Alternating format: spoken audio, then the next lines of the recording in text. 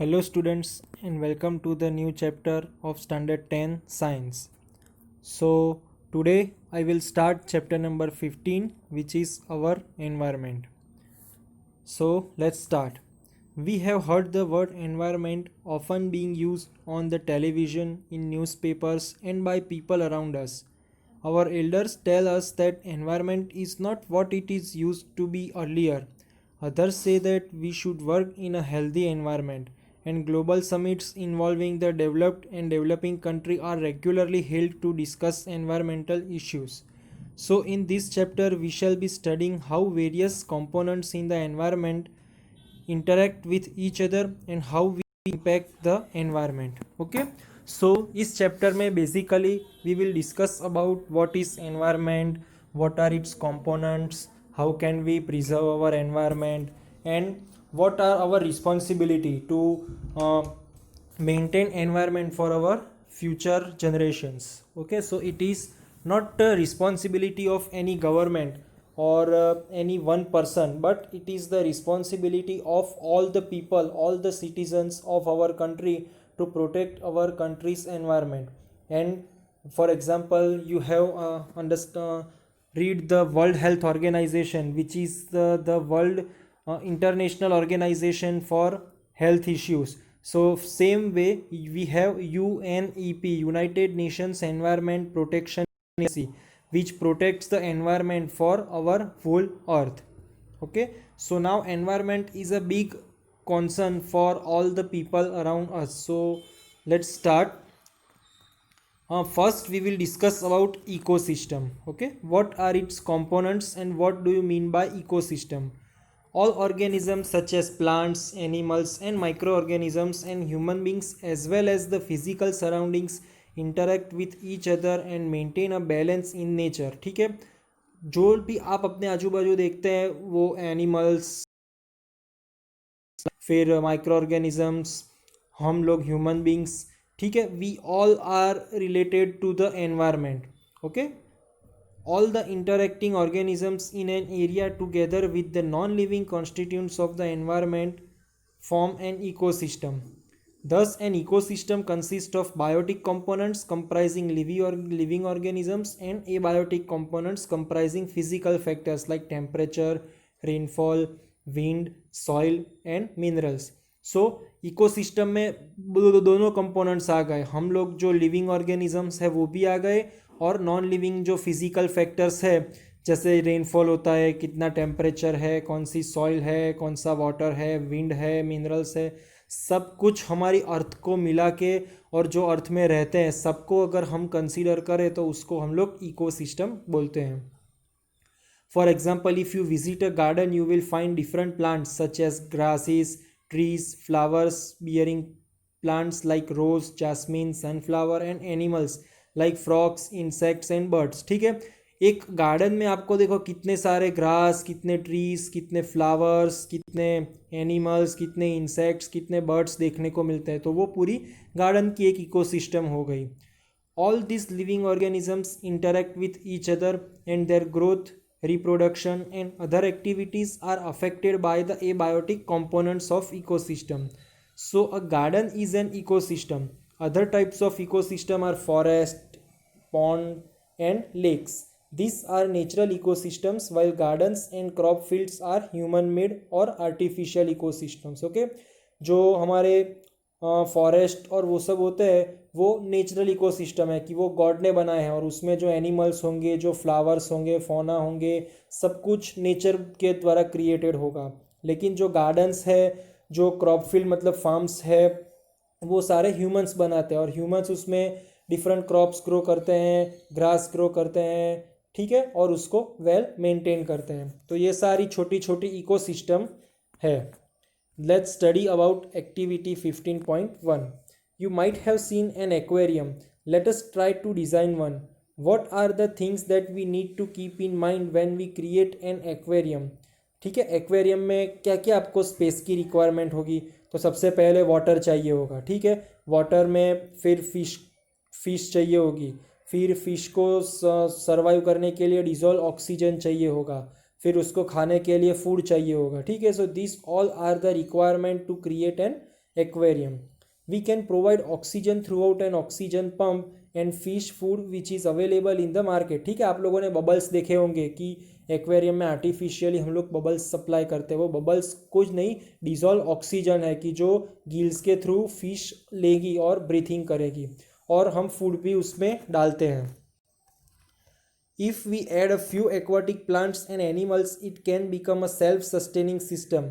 Can you think how this happens? An aquarium is an example of a human-made ecosystem. ठीक है, अगर आप और थोड़े प्लांट्स और थोड़े फिशेस के टाइप उसमें ऐड कर देंगे डिफरेंट डिफरेंट, तो वो खुद ही एक अपनी फूड चेन क्रिएट कर लेगी कि ग्रास ईटिंग फिश होगी, वो फिश उसको ग्रास खाएगी, उससे बड़ी फिश उसको खाएगी. ऐसे पूरी की पूरी एक आखी एक्वाटिक इकोसिस्टम उसमें आप कर सकते हैं, उसमें पॉसिबल है ये. Can we leave the aquarium as such after we set it up? Why does it have to be clean once in a while? Do we have to clean ponds और lakes in the same manner? Why और why not? ठीक है, तो इसमें क्या question पूछ रहे हैं कि हमें एक्वेरियम को अगर एक बार सेट कर दिया, फिर क्यों उसको बार बार क्लीन करना पड़ता है, क्यों उसको मेंटेन करना पड़ता है? वो अपने आप मेंटेन नहीं हो सकता. और दूसरा क्वेश्चन है कि जो पॉन्ड्स और लेक है, क्या उनको भी मेंटेन करना पड़ता है या वो अपने आप हो जाते हैं? तो चलिए इन दोनों क्वेश्चंस के आंसर हम लोग ढूंढते हैं. तो सबसे पहले एक्वेरियम में क्या होगा कि एक्वेरियम को हम लोग एक बार जो बना देंगे उसको फिर हम वैसे का वैसा उसको छोड़ नहीं सकते, हमें उसको मेंटेन करना पड़ेगा, क्लीन करना पड़ेगा. क्यों क्लीन करना पड़ेगा? बिकॉज एक्वेरियम में जो फिश होगी वो फिश अपना एक मेटाबॉलिक वेस्ट जनरेट करेगी, और वो जो मेटाबॉलिक वेस्ट होगा वो वाटर में नीचे चला जाएगा, और नीचे बॉटम में जाके वो वहाँ पे स्टे करेगा. तो ऐसे अगर बहुत सारे मेटाबॉलिक वेस्ट उसमें जमा हो जाएंगे तो उसका वाटर थोड़ा पॉल्यूट हो जाएगा. तो हमें उसको बार बार क्लीन करना पड़ेगा और वो वेस्ट को वहाँ से निकालना पड़ेगा. और सेम वे लेक्स और पॉन्ड्स में भी होता है कि समटाइम्स क्या होता है, जो एक्सक्रीटरी वेस्ट होता है वो एक्सेलरेट हो जाता है और वो ग्रोथ को हेल्प करता है ग्रो करने में, algae को. तो algae क्या करेगी, पूरा लेक और पॉन्ड होगा ना, वो algae के ग्रोथ से कवर हो जाएगा. और also some toxic substances will be release and they will dissolve O2 in water will be depleted. So जो डिजॉल्व O2 है वो डिजॉल्व O2 कम हो जाएगा, और जो टॉक्सिक सब्सटेंस है वो टॉक्सिक सब्सटेंस वहाँ बढ़ जाएगा. सो वो क्या करेगा, जो एक्वाटिक लाइफ है एनिमल्स, उनकी जो लिविंग की क्वालिटी है उनको डिक्रीज कर देगा, और उनको डेथ भी हो सकती है. तो इसकी वजह से हमको लेक और पॉन्ड को भी बार बार क्लीन करना पड़ता है. ठीक है, we have seen in earlier classes that organisms can be grouped as a producers, consumers and decomposers according to the manner in which they obtain their sustenance from the environment. Let us recall what we have learned throughout the self-sustaining ecosystem created by us above. Which organisms can make organic compounds like sugar and starch from inorganic substances using the radiant energy of the sun in the presence of chlorophyll?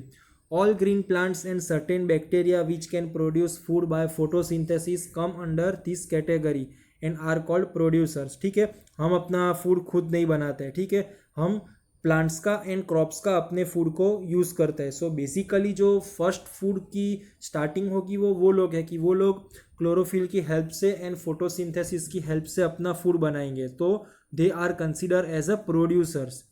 Organisms depend on the producer either directly or indirectly for their sustenance. These organisms which consume the food produced either directly from producers or indirectly by feeding on other consumers are the consumers. ठीक है, we are consumers, हम लोग उनको अपना food की तरह use करते हैं, सो हम कंज्यूमर हैं. Consumers can be classified variously as herbivorous, carnivorous, omnivorous and parasites. Can you give examples for each of these categories of consumers? ठीक है, आपको सबके कैटेगरी पता है कि हर्बीवोरस में कौन कौन से एनिमल्स आते हैं, कार्निवोरस में कौन कौन से एनिमल्स आते हैं, ओमनीवोरस में कौन कौन से एनिमल्स आते हैं, एंड कंज्यूमर्स में कौन कौन से एनिमल्स आते हैं. ठीक है, हर्बीवोरस में शायद आपको पता होगा काऊ एंड डियर आते हैं. देन कार्निवोरस एनिमल्स में आपके पास है वो टाइप के animal which utilize other animals as their food, for example lion, tiger, those kind of animals. And omnivorous में आएंगे human beings etcetera. Imagine the situation where you do not clean the aquarium and some fish and plants have died. Have you ever thought what happens when an organism dies? The microorganisms comprising bacteria and fungi break down the dead remains and waste products of organisms. These microorganisms are the decomposers as they break down the complex organic substances into simpler organic substances that go into the soil and are used up by plants. What will happen to the garbage and dead animals and plants in their absence? Will the natural replenishment of the soil take place even if decomposers are not there? ठीक है, तो जो हमारी body होगी वो break down होगा और जो माइक्रो ऑर्गेनिज्म होंगे वो उसको सिंपलर सब्सटेंस में कन्वर्ट कर देंगे. लेकिन क्या होगा अगर जो वो है वो माइक्रो ऑर्गेनिजम्स ही ना हो, तो क्या सॉइल अपने आप को रिप्लेनिश कर सकती है? अपने आप वो जो न्यूट्रिएंट्स एंड मिनरल लॉस हुए हैं उनको वापस से गेन कर सकती है? अगर माइक्रो ऑर्गेनिज्म नहीं होगे तो garbage and dead animals and plants जो है उनका क्या होगा? ठीक है, ये सारे क्वेश्चंस के आंसर हम लोग अभी आगे पढ़ेंगे. While creating an aquarium, did you take care not to put an aquatic animal which would eat others? What would have happened otherwise? ठीक है, अदरवाइज क्या होगा, जो वो बड़ा एनिमल है वो सारे छोटे छोटे फिशेस को खा जाएगा और एक भी छोटी फिश, एक टाइम ऐसा आएगा कि एक भी छोटी फिश नहीं बचेगी.